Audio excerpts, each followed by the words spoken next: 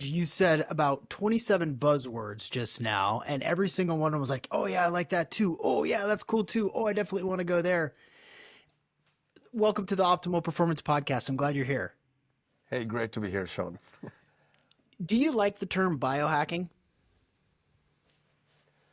Well, I enjoy the term hacking in general, as you can see up here. But not in the way that was initially used. The term, I like the term hacking. It's telling us we don't have to spend years and years and years. We don't have to try a million different things, and we can hack into possibilities. So from that respect, I like the term biohacking. It instantly gives me a what I refer to as a positive internal representation. Yeah. Yeah, I think it used to be, sensors underneath your skin and Neuralink, and now it's shortcuts that don't necessarily mean that you're not doing the work, but the Right. fastest point from A to B. And in this podcast, we talk about ways to do that in nutrition, in fitness, in personal development, in the work with psychedelics and psychology and new thought. And so we got lots to get to. Um, Got it. what's it that you told me that you're at a conference right now, which is super cool. I think this is the first time that someone just sort of stepped away from a conference to record a podcast. What is on the tip of your tongue right now? Like, what are you super fired up to share?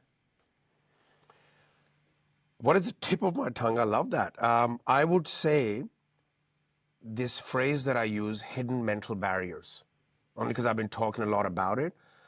Hidden mental barriers, which we all have. And a lot of what we are doing currently, I shouldn't have called it a conference, it's a training, an event, a program that I'm delivering. Uh, Really, people come to us and saying, I want to improve my performance. I want to change this.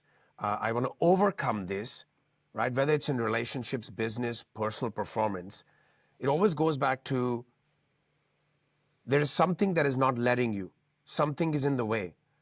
Some things we're aware of, some things we're not aware of. And I call that hidden mental barriers. Can you give me an example of a hidden mental barrier? A hidden mental barrier, a phrase that I use is let's call it limiting decision. You would have heard of the phrase limiting beliefs? Yeah. Well, limiting beliefs, as it happens, is actually, even though I'm coming from personal development background here, are harder to change.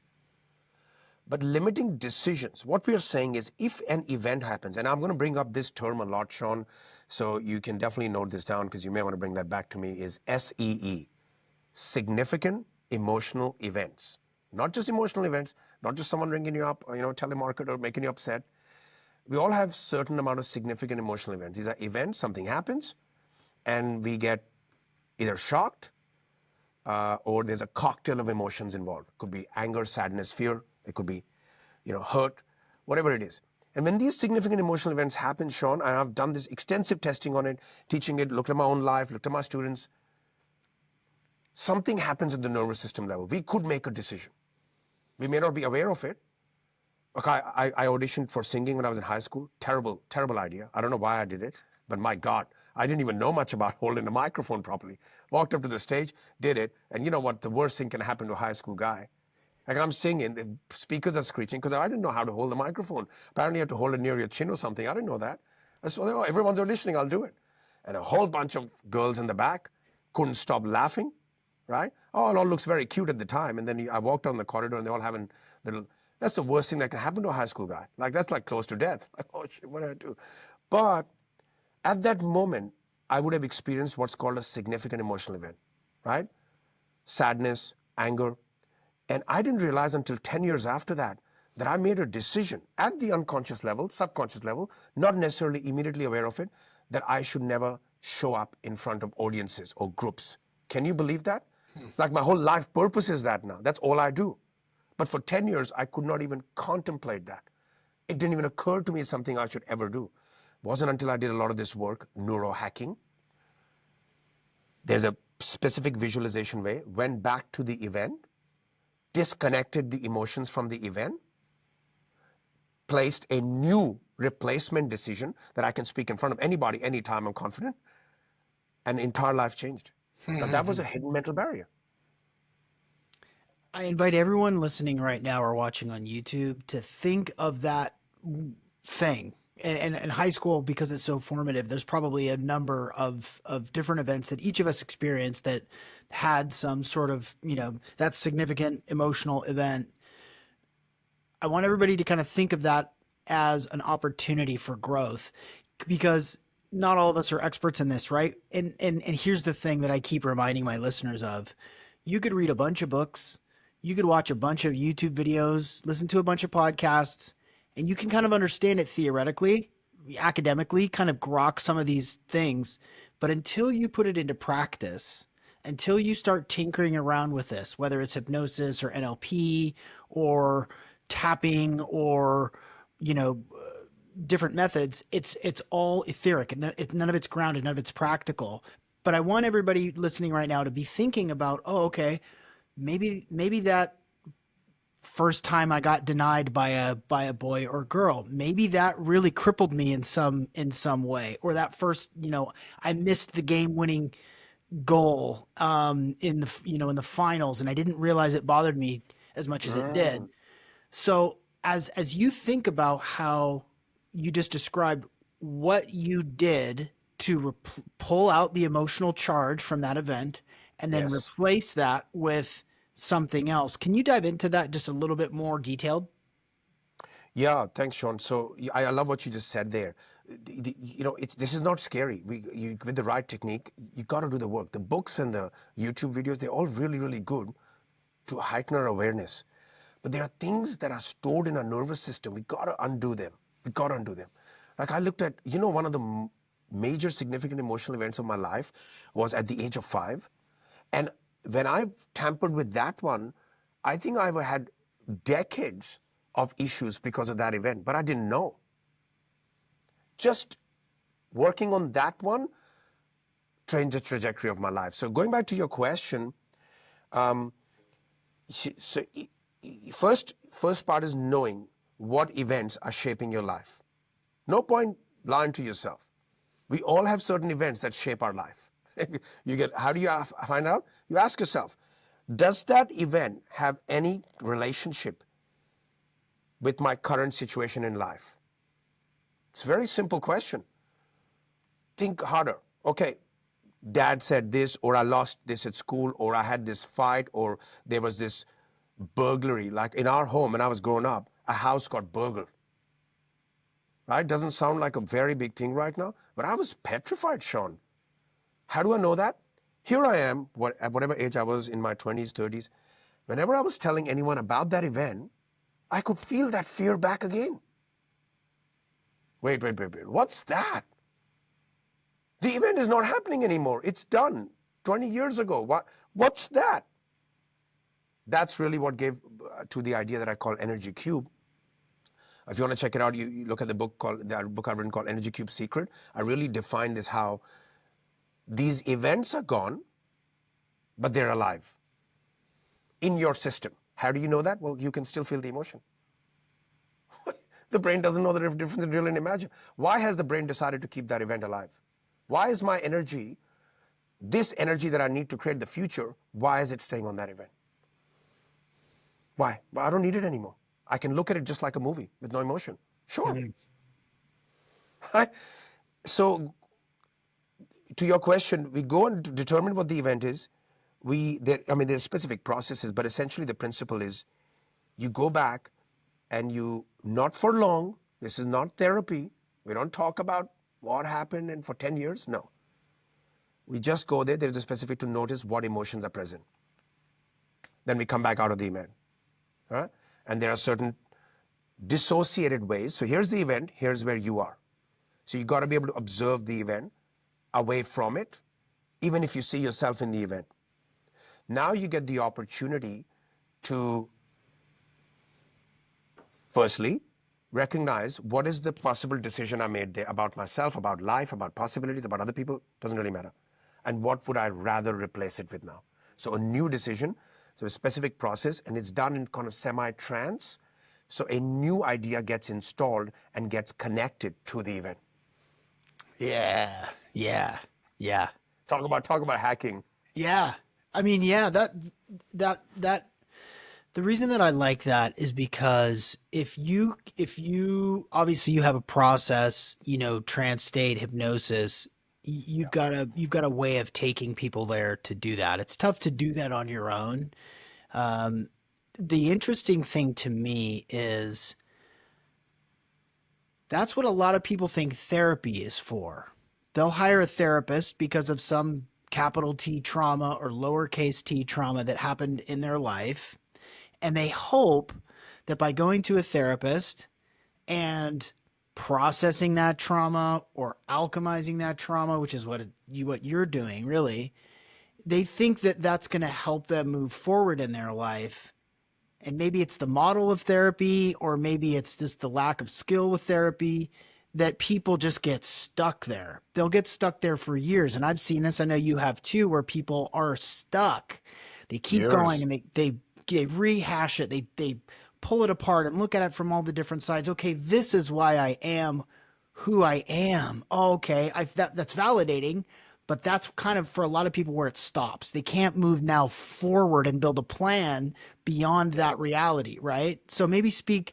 I'm not a fan of therapy. The only therapy that I really like that I've seen be effective for people is EMDR, because it's an actual process of shifting and changing that. But maybe speak a little bit about the difference between what you do and what people can probably expect going through traditional therapy. Sure. Yeah, I just want to say that I have nothing against therapy. I think therapy has a role to play. Definitely, very powerful role. A lot of people get a lot of support through it. What we're here talking about performance. We're talking about, you know, a lot of traditional therapy can be about the person is broken and need fixing. In once you step into this coaching, performance driven, personal, I will say not therapy, personal reprogramming, it does not start with a person is broken, needs fixing. It's generative as opposed to remedial. So that changes the game altogether. Saying whatever you are, wherever you've been, doesn't lead us to any conclusion about you. You've experienced these things. This is your story, your life. What do you want now? So that changes the whole frame. Also, for some people, listen, I have a lot of mental health therapists, licensed counselors, psychologists, even doctors that have turned up at our trainings. So we have that segment of people who are also looking for tools, right? And a lot of the pain they tell me is that I'm just done with having patients coming for 10 years. Some people will move really fast. So it could have had a very important role to play in a certain way, especially when a person has developed certain, you know, cognitive issues and neurological issues and those kind of things. But the difference here is, let's move you forward. Let's not try, oh, that event, sure. We're not even talking about the event. Can you believe what I just said? You could have 30 significant emotional events in your life. I don't even want to talk about them. You don't need to talk about them, because the moment you talk about them, you relive them. Just like I gave you the example. The moment you go there, your brain is running, it's a pictogram. It's running pictures, sounds, feelings. Back come the emotions. Well, what happens? So every time you visit an event, it strengthens the boundary of the event in your nervous system. So that's how I would differentiate it. It's we got a lot of people who come here to just change course of their life. Like I said, get their mojo back. That's a big one I hear, especially from men. Hey, I want to, Reg, I used to have this business, or I used to have this lifestyle, and I used to have this marriage. I'm just this big, and always, they don't know that term by then. They say, oh, 2009, the global financial collapse, and I lost all this money of my clients, and now I've been sitting for 15 years, and I've never restarted. I've never tried anything new. I'm like, what? Yep. The guilt. The guilt. This particular person has a dream of making housing so much more available in North America, right? So much easier. And until he did the work with us, he couldn't even contemplate. We got rid of all of that. Bad things happen, bad event. You're sitting here 15 years later in massive guilt while you have huge dreams of doing great things for North America. Now he's on it, right? This energy just stuck. Energy sits in there. Another example of a guy who did, pole vault, Yeah. the Olympic sport. I love watching that sport. So good to watch. So unique. This guy, he's been doing pole vaulting and he just wasn't winning for many years now. One session, Sean, one 90-minute session with one of my trained practitioners. Didn't even do the whole program with us, 90 minutes. 10 days after that, he won NCAA gold. And as I understand, he's being prepared for the Olympics. One thing that I maybe have misunderstood or that I'm confused about is that in the beginning you said you go to that place, you strip out the emotions, you put new emotions in, and that transforms you going forward. But then when you just kind of shared it with me, I thought I heard you say we don't even need to go there. You've got 20 significant emotional events, but we don't need to go there. Did I misunderstand in some way? Yeah, let me clarify that. So in other words, because I was talking in terms of therapy, as I understand, sometimes in therapy you may have to talk Ah, about the event. right. Here, it's more of a advanced visualization processes. You do go to the event, but momentarily, just to recognize what decision you possibly made and what emotions you felt, only to then steer away from the event and then do the process. And then we send them one more time inside the event just as a test. And I come out and Ah, say, nothing. gotcha. Thank you for clarifying that. Yeah, that was confusing Yeah. for me. Um, One theme that emerges after 517 episodes, like I have, is the fine line between optimal performance and mania. And this is in entrepreneurship, this is in sports, this is in spiritual development, is the ability to push and work hard and do good in the world and be aligned with your values, but also keep your head on straight and keep Right. grounded. And I'm curious about your thoughts on that. Did you use the word mania? Yeah. Like over the top? Yeah. Yeah. Optimal performance in mania. Yeah, it's a great point you make, and I love that you put in the idea of spiritual growth in there too. The journey of a human being. There's always some drivers we know. Something is always driving us. For a lot of people, what drives them is what they want. For a lot of people, the driver is what they don't want. I don't want to be broke. I don't want to have a life that these people had. I don't want to raise my children like my parents did. It's a lot of I don't want, I don't want, I don't want. That is attached to the thinking of I'm doing this. I want to do this great stuff because I want to prove them wrong. And we all know how effective that can be. That can be very effective. A lot of people, you'll hear their stories. Oh, I just said, you know what? Screw you. I'm going to show you. That's a lot of, and I always say this, entrepreneurs, like the whole idea that you're going to get up every day and be on, have a level of uncertainty in your life. You don't know if it's going to work or you don't know if your business, especially in these times, right? You've got to have something special, something different driving you. And what I found through working with a lot of business owners, entrepreneurs as well, is that for a lot of them, it's that proving. I'm not saying it's everybody. It's either proving to someone else or proving to themselves. Now, we call these energies, Sean, let me name them for you and for your listeners. Towards and away from. A lot of people are driven by, I don't want this life, I don't want this life. That's why. And if you look at me here, I'm looking at what I don't want, right? And I'm walking this way towards what I want. But I'm looking there because that's what gives me the fuel. Because I'm like, I don't want power. You look at a lot of people who immigrate from, war-torn countries to, they're like, I don't want that. I'm never going back to that. I'm never going back to that life. So they move really fast. They go and do whatever, 3 jobs if they have to. Here's the thing with it. The underlying motivation in our nervous system, the energy, is coming from I don't want that. Now, what do you think happens, Sean, when we get far enough away? That power dilutes. Thank you. The entire weight loss industry, billions-dollar industry knows this. Have you seen people lose weight, motivation gone, weight back on. Lose weight. This happens particularly in weight. It happens with money. I don't want to be poor. I don't want to be broke. Boom, you made some money. I mean, if I tell you the amount of people who make money then go back to what it was, literally, it's that energy. So to best answer your question, I would say this: recognize how much are you moving away from what you don't want, and people may have to listen to this again to really get this, and how much you're motivated by towards. Some people are here, they're moving to their future, but in the middle. Hey, I gotta keep my eyes on what I don't want, but I also have interest in what I want.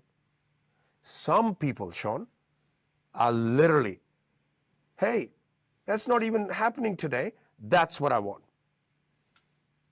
So that motivation, and that, going back to your question about optimal to mania, I feel if there's a lot coming from what I don't want, it's not unhealthy to have a mix of the two.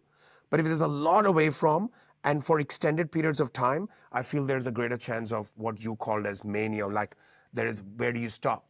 Like there is, where is the time to connect with who you are, where you want to go, what are your values, what is your idea of what your life should be, not other people's idea of success.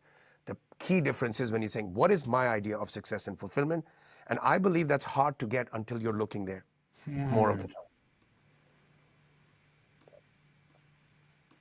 What is my idea of success and fulfillment? Right. And anybody who's spent any time on, sort of personal psychology and self development understands that the self talk that we have is usually not our own. It's our parents, right? It's the subconscious mind that's developed between the ages of from birth until 7, and all of these ideas about culture or family or food or, speaking your mind, being heard, those are into our systems and we don't even know that. And what I hear you say is when you can get really clear on what your own idea of success and fulfillment looks like, then you can align with that and orient your behaviors and actions and self-talk to that. Not has nothing to do with the programming you got from your parents or from culture. It's like, what do I really want? What does success look like to me? Is it $1 million? Is it 7 kids? Is it Mm. reciting the Bhagavad Gita? What is it? I mean, I don't know. Like you get to decide that for yourself, and I think that that's a really, really powerful nugget of information. Mm. At what point do people arrive? People arrive at different stages when they go, oh, I've done enough of what I think other people will see as cool. What do I see as cool? How have I designed my life to support that? And can I redesign elements of it? I think we got to be practical. Sometimes in personal development, it can all look like, oh, I got to have my, and it just can be overwhelming for people who didn't design things that way. So the unraveling piece can be really hard. The more practical tip for it is find out what your values are. Where does your time, energy, and money go more of the time, right? Find out what is truly important to you and how much of your life is designed to support that. This is an exercise I do nearly every year. So I have certain things that are very important to me in every context of it, in business or life in general.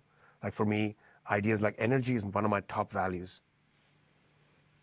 What energy means, my life force energy, the mana, the idea that I can channel energy and live in energetic states, transfer energy, help people have more energy in their lives, because the Hawaiians, ancient Hawaiians said that really well. The only difference in a person who's alive and dead is that is mana missing.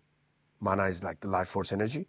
But even when we're alive, you'll find a lot of people, they're just down and low. There is no energy. When you live in your values more of the time, I have this measure on this, 70-80% of your life, if you're getting to actualize your values, the executive function of your brain is on, you have no choice but to shine, and you feel fulfilled. Your brain loves it. Even from a neuroscience perspective, if you're doing more of what's important to you more of the time, your brain loves it. It's going to release the right chemicals, keep you motivated, energized, fired up for that. Do you know what I mean? So how much of your life are you away from, if your values is health and currently your work makes sure that you cannot go to the gym, you cannot work out, you cannot do other cool health things, then you have struck internal tension building up. And I can tell you one thing, when you want to test a person's, you want to test a person, breach their values. If your personal values are breached, that will see the worst of you. Now, Hmm. how many people are living their lives outside of their values? Because people choose their needs over their values more of the time. That's a tough journey for a lot of people. Yeah. Yeah. Yeah. I mean, that that's most folks, you know. It's, well, I feel like I'm supposed to do this, so I do it. I feel like I should do this, so I do it. And that's an immediate disconnect.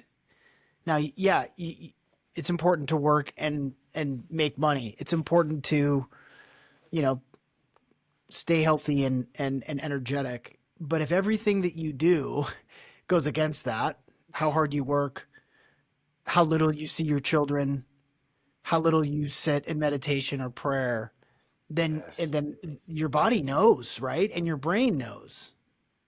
Yep. And, and what's the result of that? When people are out of alignment, what are some of the symptoms or issues that come into their life? Addictions can happen.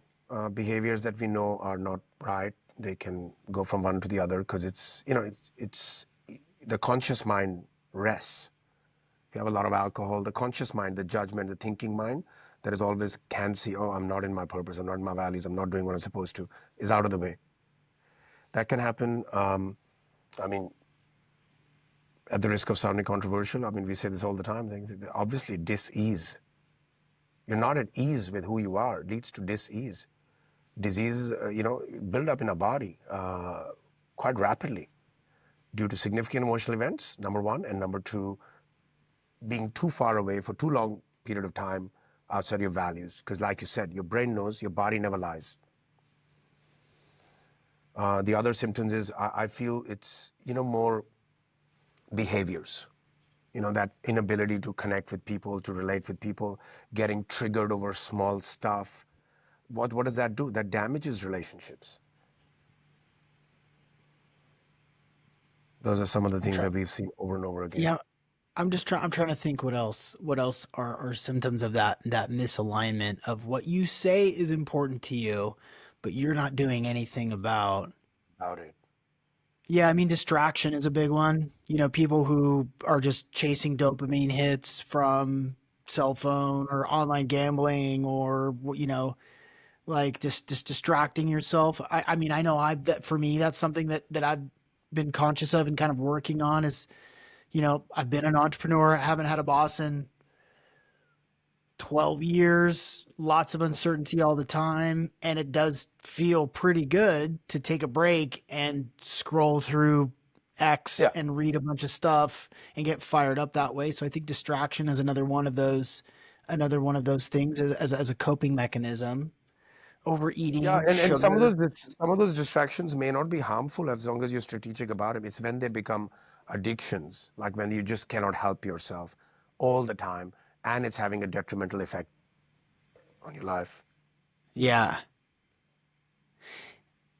Before we turned the microphones on, we were talking a lot about relationships and how dysfunctional relationships, divorces, fights with friends are often kind of a symptom of someone who's not on a path of self mastery. Why? It's sort of an easy question, but why is it that relationships are a check engine light for people? Why is that so common? Yeah, we are finding it to be that over the last few years. Like I said, 60 to 70% of people that I've worked with through our trainings, our programs, our events, somewhere down the line, I even ask people, I say, who's ever had relationship problems? Who's ever had relationship trauma? Who's going from one relation to another? Literally, I would say 80% of the hands go up. I said, type in chat in the Zoom, boom, it goes off. So I have categorical evidence of how big this is. Well, relationship, Sean, I mean, it's said that you meet some of your deepest fears in a relationship. Your your ability to feel your enoughness or the lack thereof will show up most in a relationship. Like it's too close. And you got to show different sides of you. There's insecurities. There is that desire to be right. There's this dance that happens in relationships. So who's right and who's not. There is lack of honesty, I feel. Here's what I feel, man. I'm pretty clear about this. I've been married for 21 years, and I've gone through 4 different versions of my relationship. I've grown 2 sons, and I helped 2 sons grow. I didn't really grow them, but what I've found is the levels of honesty in a relationship. I mean, I'm talking like, imagine you're married to somebody, like you're spending the most time together, you're committed, and there are things you're holding back from each other. I, to me, that's extremely hard for me to contemplate now. I know we were that, but I noticed different phases where, like, it's just like everything is on the table, everything is crystal clear and true. So there is a lack of trust if people suspect each other. That's a journey in itself. You see, I don't know, I mean, how pre-designed or not it was with the human to be in, for example, one relationship for decades. All the evidence suggests that it's questionable, right? Because there's all sorts of reasons which I won't go into. But it has a purpose and it can work really well, right? And we take our history into our relationships and we project on the partner, right? So dad said this, I had this experiences in my life, I had this experience in a prior relationship. We take all of that baggage, and so we got a guard on. That happens too. I mean, statistically, second or third marriages don't work much because there's one person going into the relationship. Again, statistically, they don't work much, unfortunately. They do to some degree, but not as much as you think. Because if the first marriage didn't work, marriage or a long-term relationship, then the person really needs to strip everything off and create a new version of themselves before going to a new one. That's my view anyway. There it is. There it is. That's it. That's it. You if you don't ever do work on yourself, how can you expect another relationship to work? You know, there's a Ram Dass quote that I've mentioned on this podcast a number of times into coaching clients of mine, which is the greatest gift that I can give you is to work on myself. And the greatest gift that you can give me is to work on yourself. And that is so true. And it always works because if I can't pour from an empty cup. I got to fill that cup. I've got to address some of the shadow and baggage that I have so that when I come to you and we are in communion together, I'm a little bit better. I'm a little bit more thoughtful. And if I'm changing and growing, which you should, you have to, but you're not, then you're not holding up your end of the bargain to work on yourself to bring your best version of yourself forward. And it's really not easy to do, and it's impossible if you don't communicate effectively. Oh, there. You know how you said that to me earlier? That's the big one, right? Communication. Such a power. I say all problems are communication problems. People don't even know each other's. In the field of NLP, we actually teach people how to understand each other's internal programs. There's about 17 to 19 internal programs. We may have heard of love language, but it's not even love language. It's more detailed than that. How you love is not necessarily how the other person feels loved. So here's the problem with it, right? You get a legal paper that says you guys are now together. So the paper tells us we're together. Certificate of marriage or whatever that is, right? So that's the first. For some people, they'll be like, well, the paper says we've got to, commit to each other. We're going to do that. So the roots of expectations is laid. Some of them rightly so. Hey, you're committing to somebody. That means there's an opportunity cost. This person is not going with someone else. So you both make sure you work together. What would happen if in those affirmations we make at the weddings, if we said, well, I commit to work on me, like you said, Yeah. right through this marriage and work on you, and there will be times when we both will see flaws in each other, and we will look at that and we will give each other space as opposed to judging it. We will manage our expectations with each other and remember that no one is perfect. What would happen if we put that into that? Right? That Yeah, would be so much better. Right? So I there's a lot agree. of expectations. That's why people are perennially hurt in relationships. I'm sorry to say that. From what I've seen, not all relationships, always hurt. Oh, you didn't say you didn't do this. Oh, you didn't get. Oh, you've changed. I've got a potential TED talk on this matter later this year, which is, you know what the topic is? Oh, this is gonna be shocking for a lot of people. You should divorce your partner every 3 years. What does that mean? Oh, what You does that should. mean? What does that mean? Well, you should decide 3 to 5 years to have a relationship with who they are now. Now, otherwise, you're saying that's who you were. You know the whole popular thing? You've changed. Yeah. Sometimes it's for the bad, but you cannot expect your partner to be the same. My wife is absolutely 360 degree different person to who I married. And I am too. We actually have a new marriage inside a marriage, entirely new. This is a very interesting concept. I'm going to talk more about, if I get that talk, that'll be really cool to bring it out to the world. What does that mean? We've actually changed our rings. This is controversial. You said like a bit of conspiracy here. There we go. The different kind of conspiracy. This is a new ring. Last couple of years, this is a new ring. She wears a new ring. This is off the wall ideas, right? The wedding cake is gone. Why would I keep that wedding cake? Why would she keep it? The wedding dress is gone, hers. Because I'm not having a relationship with who she was. That's a whole new person. Because she's evolved and we've allowed each other to evolve. People say you have one life. I beg to differ. You have one body. You have one physical vehicle. You can have a completely different life if your values change. What's important to me 15, 20 years ago is not one of the things important to me anymore. So how is that the same person? Right. That's an important idea that I think has a lot of legs because we live in a different world than we did 5 years Yeah. ago. And we're going to live in an even more different world in another 5 years. And I myself have been with my wife for 27 years. We got together when we were 15 and never looked back. And yeah, she changes all the time. I change all the time. And it's okay. I still can't figure her out. And she knows that. And it's actually really attractive to me that I don't know what she's thinking. I prefer to not know what she's thinking or make assumptions about what she's thinking. And I learned this a long time ago that if I say something and I expect a certain response, I'm setting myself up for disappointment and failure. And so is Disappointment. she. Right. Right.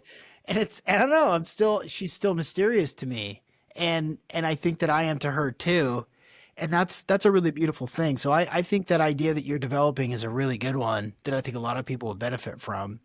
Uh, Yeah. maybe I'm fascinated by NLP. I know a little bit of it. I do a couple of things with it, but I am in no means really well studied on it. I think everybody listening knows what NLP is.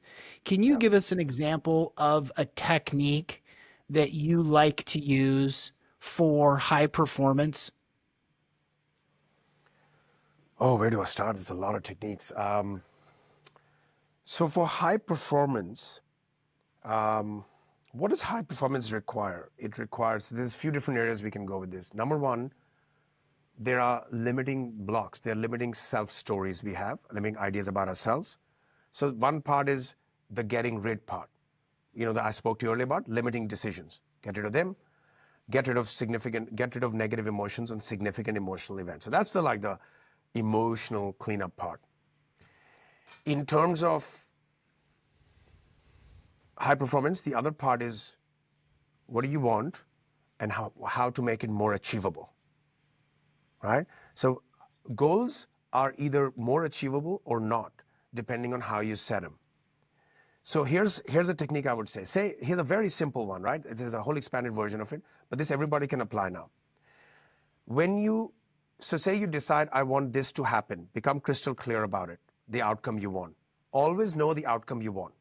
Step one, everybody, what's the outcome you want in any area? So it's a sport, it's a health. What is the specific outcome I want? So specificity is critical. Number two, how will I know I have it? This, Sean, is called evidence procedure. So you got to decide before, how will I know I have it? If I want my outcome I want is a certain weight I want to be, I will know I have it when I measured it. Some people, you'd be surprised, they'll say, I know I'll feel it. You need to know your own evidence procedure. If I'm going for a holiday to Hawaii, how will I know I have the goal? For me, there's a black cab that comes to get me when I go to the airport. Moment I see that image, I'm like, yeah, I'll know the goal is happening because for my wife, it's landing in Hawaii. For my sons, it's being on the plane. We have our own internal check on that, right? So you decide in what, how will you know we have it? And then step three, you ask yourself, what will you see? What will you hear? What will you feel when you have it? Can you outline that? Oh, I'll see this, I'll hear this. Now this may sound like, oh, why would I go through the whole process? But you're actually, just by asking these questions, you started the process of reprogramming your brain. Just the act of asking these questions. Now, the next one, this is a very important question. Can you act as if you have it? Someone said to me once, oh, I want this home in Seattle, 5 bedrooms or whatever, look in the water. Can you act as the person you have it? And they got angst. I said, you said you want it. Now that's a really good point to know whether it's really their goal or it's driven by what will they say, number one. Number two, they have angst over the very thing they want. Because when I want something, Sean, generally speaking, with a little bit of tweaks, I can act as if. So I decided a couple of years ago, I'm going to have a 1,000-person live event in Nevada. 1,000-person. I've not done an event that big because it requires more like a conference hall stadium. Guess what happened? First thing I said that, ouch, all the organization, the moment you set a goal, all these limiting ideas, boom, boom, boom, boom, boom, boom, right? But I have a formula. Specifically, what do I want? How will I know I have it? And then I did the whole, what will you see, what will you hear, what will you feel? And this fourth one was the trickiest one for me. Can you act as if? So here I am. This is the Reg now, right? This is not fake it till you make it, by the way. It is not that. I'm going here. The Reg, who's on 1,000, 2,000 people event in a stadium. Can I act as if? So I go inside myself. I'm acting as the person who has the crowd in front, who has everything on, and all the responsibilities that come with it. Now the angst came up. Right? At this point, I asked myself, is that goal truly what I want? It was a resounding yes. Why? I'm clear on my reasons. That's a definite yes. Yes, sir. I'm talking to myself. I'm standing here. All I had to do was practice it until I can act as if. Because I had one more option there. Oh, there you go. That's not what you really want. Go back and find another goal. That act as if piece is really important. Now what you did is you've conditioned your mind to be open to it. So your brain, you got 11 million bits of information coming per second. You're looking at me right now. You're hearing my words. You're also having potential some self-talk, and there's things happening in your environment. It's a lot of information for 1 second. So your brain has to filter it. Psychologists say if you got all that information, we'll go crazy. It cuts it down. Some information that I've said to you today, Sean, and to the listeners, it'll generalize it. Oh, that's what this means. Some will get distorted, modified based on your model of the world. You'll process it differently to, say, another listener. And the third category, it'll delete. Do you know some things I've said, your brain has actually deleted them? It deletes it because it's maybe not important to you. We heard the stories of people say, oh, there was this health store near my home. Right there. And I've been living here for 10 years and never saw it. Your brain deleted it. Health was not important to you. That's the only way it can manage that information, right? So by doing these questions, there's a further set of questions. If you would like, for your listeners, what I'll do is I could prepare a little video, or I may have it in audio, the whole list of questions. All high performers should go through it for every single goal. This is my gift to your listeners. I promise you that's going to change things for them. And must follow the questions in that exact order and sequence. Exact Oh, order and sequence. The brain must go into those directions, and you use it too. I think you're going to love it. It's very simple. yeah. I think people overcomplicate NLP. It doesn't have to be. It's very simple. You would like to hear a couple of cool definitions of NLP that you'll never hear Yeah. anywhere on the internet? Okay. Yeah. Number one, Number one is your brain makes pictures, sounds, feelings, self-talk, taste, and smells. The 6 things your brain does. 5 senses plus self-talk. Pretty simple. Even kids know that, right? 5 senses. And it's you influencing what pictures it makes, what sounds it creates, what feelings it creates, even taste and smells. So if you can understand, if I said the word horse to you, what did you see, hear, or feel? Yeah, I saw a brown horse, I smelled manure, and I felt the tail. Immediately. 2 seconds. Your subconscious mind did it for you. I say to people who go, oh, it was a white one. Why was your brown? I don't know, and I don't really care. It's based on your model. Some person saw a white one, and there was multiple horses. It's in the prairies. And one person I said it in a group, and the lady looking upset because she got a feeling from the word. I said, what happened? She goes, 2 of the greatest, worst days of my life was when I fell off a horse. I wouldn't know that. How would I know that? But that's her internal representation. And immediately it took her to because she was in the equine sports or something. So she was in a negative state. So what if we could find ways of influencing those in such a way that we are more motivated we're less likely to end up in negative states and more in positive states, because all behaviors are state dependent. That's one definition. The second definition, you're going to love this one. The key word is unpacking. So whenever I have to procrastinate, I follow a certain order and sequence. So for me, many years ago, I go to my computer in the morning, put my inbox, see all these unread emails. By the way, this happened all the time. So what did I see first? That's a visual. I saw something. The moment I saw it, a self-talk came in. Oh my God, that's a lot of emails, right? I got a negative feeling. So we call it V, visual, self-talk, negative, we call it kinesthetic, if I get very mechanical about it. Feeling is equal to, every single day, Sean, go over to the coffee machine, and I wasn't back for 45 minutes. That was every single day. So there was a certain formula I followed. Then I realized whenever I have to procrastinate in any area, it is the same order and sequence.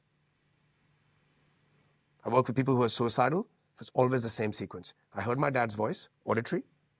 Then I said something to myself, I'm worthless, I'm useless, what am I even doing here? Massively negative feeling equal suicidal. I normally show this on a chart, I won't hear. Suicidal feeling. So here's the definition of NLP that I'd like to postulate and propose. The ability to influence the order and sequence, these things we call as these boxes that I'm referring to as internal representations. If you can change the order and sequence of them, you can interfere with them, you can delete them, you can interrupt them. I mean, you may have heard of Tony Robbins. That's pretty much what he's doing most of the time. You won't even know he's interrupting it. If you change that, you change the outcome. If A plus B plus C is equal to D, if you remove B or if you put J in there, A plus J plus C is no longer D. It's a different outcome. So this is very relevant to high performers and to people who are overcoming trauma and negative events. Interesting. That is a definition I've never heard before. And you won't. And yeah. Yeah, that's really lovely. I love the practicality of thinking of it that way. Now There's just a lot of mystery, Sean. I think the way the industry is run, I'm here to change it. I have been changing it in very big ways. I want to make it tell me more real. about yeah, man. Tell me about that. Are you on a campaign to change personal development? Like, are you like what something shifted there, and I want to know like what that is. Like a little bit of an edge. What's your soapbox? 100%. Like these, but here's so first it comes from a pain, right? I'm looking there. What do I don't want, right? I'm like, hang on, this stuff has been known for decades, and we have that many people suffering. What's going on? That was my first. Hang on. See, a lot of top business leaders know it, politicians know it, military people know it. It's in media everywhere, and it's being used in ways that are not known. Oh, and by the way, did you know this can completely alter your life? This can get you unstuck. This can heal you. This can save a lot of people's lives. Oh no, nobody wants to talk about that. Dr. Siegel in was it Harvard University, or he's actually a resident psychiatrist teacher in one of the universities. Yeah, Spiegel or Siegel? he's been on the podcast before. Yeah. Well, what did he say? If hypnosis and I don't say NLP, but it's the same. There's two sides of the same coin. If hypnosis was a drug, it would be the standard of care. Oh, but it's too cheap, remember? It's too cheap. It can be very cheap. It can be very fast. It can be very effective. What will happen to the drugs? Right. So there was that thing away. Because like any other field, Sean, whether it's marketing, whether it's money, anything gets in the wrong hand can be used for wrong reasons. I'm just looking at, wow, there's so many positive areas. And I've developed my own modalities on top of that. Then I'm like, hang on.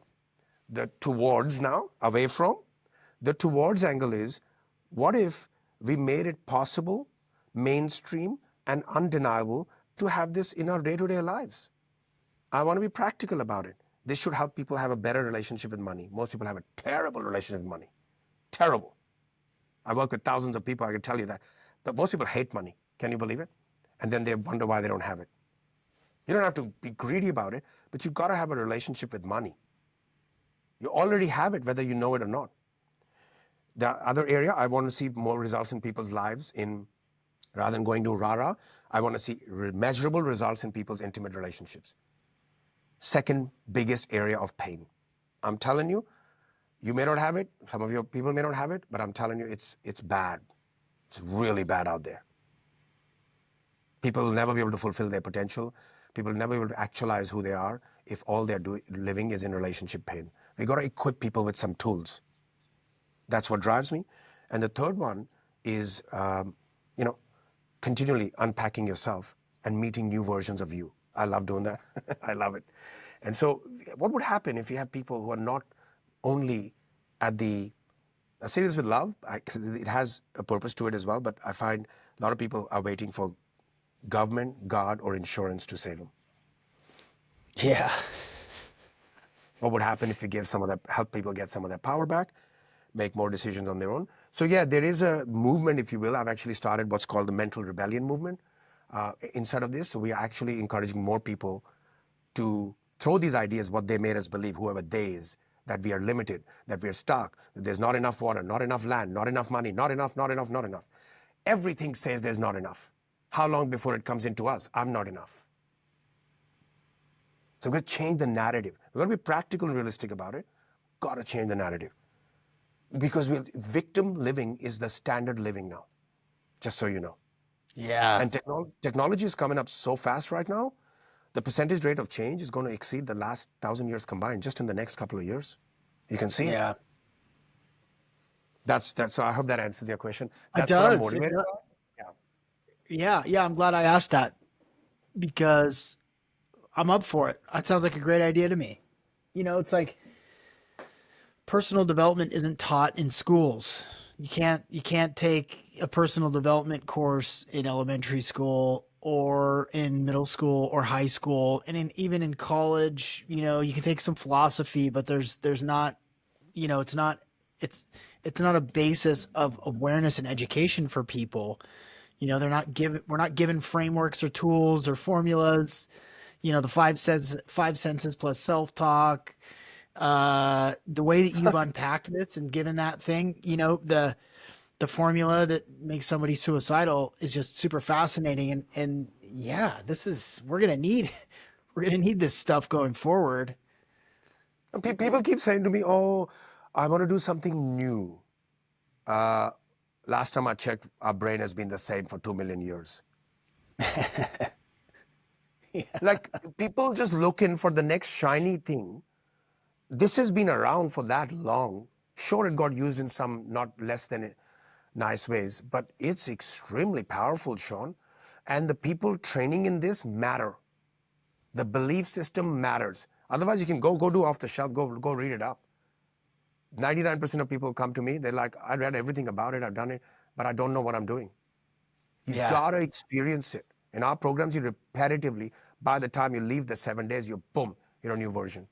So the people training it, they're teaching the company's philosophy, all of that gets mixed in. So we do have a great opportunity here to make a genuine impact, and we're relentless on that. We're training thousands of people a year. You watch when we spit out all these people who know this stuff, they will make a genuine impact. Look, well, you're right. Why didn't they tell? Well, the teachers themselves haven't done it, Sean. How are they going to teach it to the kids? Right. Great point. We just got a couple minutes here before we move it on, but there's a couple more questions that I want to ask you. What three books have been the most influential on you in your life? Magic of Thinking Big was good in the early years. That that's kind of thing. The Dr. Joseph Murphy's that eventually Powers of the Subconscious Mind. I mean, what I teach and think and know about it is a lot more advanced now, but it was good. I needed to know that, particularly in terms of my health, because I picked up the idea from there at the time. It was so infant in the way the idea came to me that you can talk to your subconscious mind and tell it to heal the problem, and it does. I use it all the time. Dear subconscious mind, I get this tummy ache. I know there's a signal you're sending. I acknowledge it.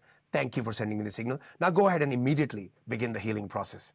Literally, I have a 99% success rate on that. Because I got sold to that, right? So that book had a big impact. And the original one that, if anyone's done personal development, they'll really like it, is Psycho-Cybernetics. That was written by I think he was a plastic surgeon, and how people change how they look, but they were exactly the same inside. So they kept going, and that's why a lot of people who do, not saying everybody, a lot of people do plastic surgery, they'll like do 15 of them, because they haven't healed inside. So those ideas just from that literally were enough for me. But again, like you said, the books didn't do much other than introduce the concepts. I was looking for, how do I play chess with this? How do I make this on demand like that? Right? I believe NLP and neurolinguistics and neurohacking, my version of it, I call it, and rapid hypnosis is my version. These things, I believe, are the source code for, I may sound like biased here, source code for majority of personal development, just so you know. People just don't call it that. And I said, you know what? If you're proud of it, say it. Why are you going to call it something else? You're doing that Yeah. only. Go have a look. This is the Yeah. source code, my friends. What's your spiritual practice look like? What's your higher power? Well, we all have higher powers. My particular spiritual ideas are grounded in ancient Hawaiian and ancient Indian ideas, which, of course, Bhagavad Gita you mentioned earlier, and other stuff. But I see the commonalities in these ancient ideas. They all knew something before colonialism and all the other stuff took a lot of that information away, right? And so what are some of the common themes in it? We have more than one mind. Some people still think we only have a brain. That's the first problem. We have a conscious mind, we have the subconscious mind, which is the intelligence to make sure that things are automated and our orders are served. The third one, different things, even Bible, if you look carefully through these books, there's references, without necessarily calling it that, is higher conscious mind, higher self. So a lot of my practices are connection, communication, and trust with the higher self, and drawing down, right? All spirituality, Sean, is for the physical. All spirituality is for the physical. Not for you to go to sit on a beach and meditate all day. To bring it down. If you look at the greats, Steve Jobs, Picasso, all the greats, right? Einstein, there's one thing in common if you look at their stories. If you read their stuff, they said, I had inspiration come to me and I trusted it. How do you develop yourself to the point? Remember, the messages that comes from the abstract. So we are in the physical, Sean, we are the specific. From an NLP perspective, from an ancient Hawaiian, who knows, we are the specific because we have a boundary. Is this too much for your audience, or is that a No, little bit this of is a good. okay? We are the specific. We have a boundary. See, we have arms and everything ends, right? It has a structure to it. The subconscious mind that you and your listeners will be aware of, we cannot see. It's not local. It's not inside the brain. We cannot see it. It is the intelligence that makes sure you breathe when you go to sleep. You think you're breathing? No. Your conscious mind is asleep. You're not saying, okay, I'm going to breathe now. No. Something is ensuring that everything happens, and the experiences you had through the day and the week are processed, what we call as dream, trying to make sense of it. Something is doing that for you. Something is making sure Right. your heart beating, your digestion is gorgeous, gorgeous. And on top of that subconscious mind, the more you do a certain behavior, the more it makes it easier. That's how habits are formed. That's his prime directive. Hey, don't worry about it. You do, tell me what you want to do. You want to smoke? Smoke 50 days. I'll make it so that you just go for the cigarette now. That's the subconscious mind for you. We need that intelligence. You can use it in your favor or against you. Now, there is this third intelligence that I believe in, and we teach through our ancient Hawaiian Huna, and in every major scriptures or ancient data that I've looked at. That's the most abstract one, Sean. That's not specific at all. It's even androgynous, abstract. It's exceptional. It's something else that is guiding you. We call it the higher self, higher conscious mind. But if your relationship between the first two minds, conscious and unconscious, is in disrepair, which is the case for most people, it's very hard to get those messages. I get a lot of those inspiration ideas. A lot of business people, you'll find that they just go with something. It's more intuition. Subconscious Yeah. mind has instincts. Higher self gives you intuitions, inner tutor.